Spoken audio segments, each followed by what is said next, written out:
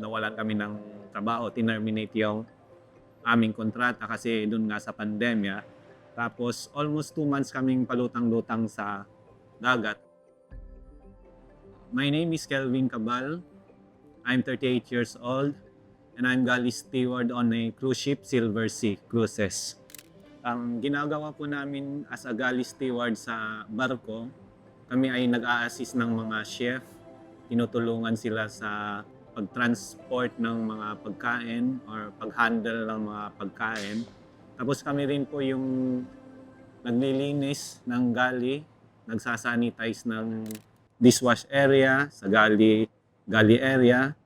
Tapos nagugas din kami ng mga pinggan ng mga bisita at mga gamit sa kusina tulad ng mga kaldero, yung mga pastry na pinagamitan nila. Kami din nagsesegregate ng mga basura, tsaka nagtatapon ng food waste, tsaka chemicals. Ang duty ko is 3 shift, umaga, tanghali, tapos gabi. Almost 5 years na po, or 4 years. Nagsimula ako noong 2019, October.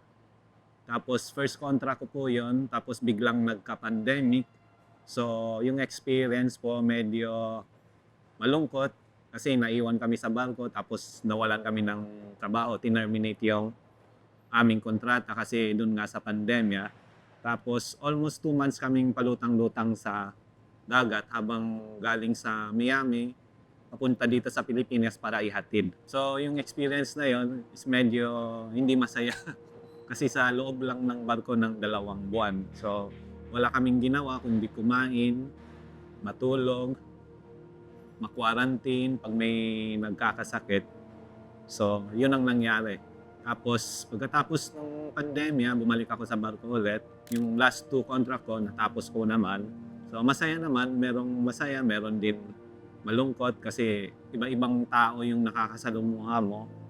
Minsan may nakakaaway ka pero ako hindi ko pinapatulan yung mga ganyan kasi baka mapauwi lang. So kinikip ko na lang. Tapos pagkatapos ng trabaho, kabina na lang, pahinga.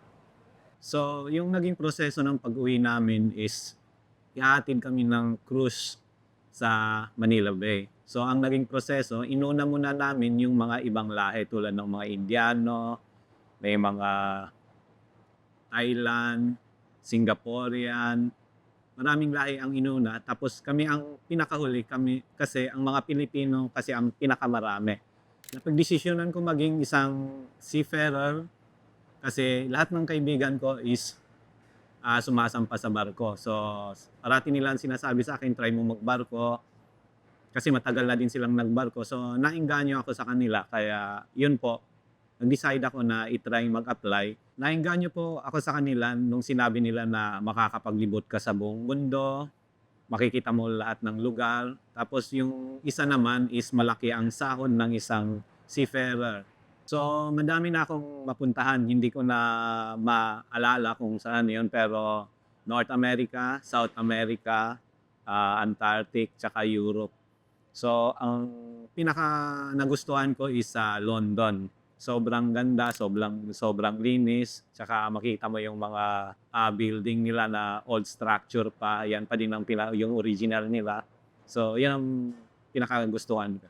Tapos ang pinakaayaw ko is sa Antarctica. Kasi Antarctica is 20 days cruise po kayo. Ang makikita mo lang is yellow tsaka mga penguins, whales. So yung 20 days na cruise na yun lang ang makikita mo. Puro yellow, dagat. So, yung 4 months ko doon, napabalik-balik, nakakasawa din pala.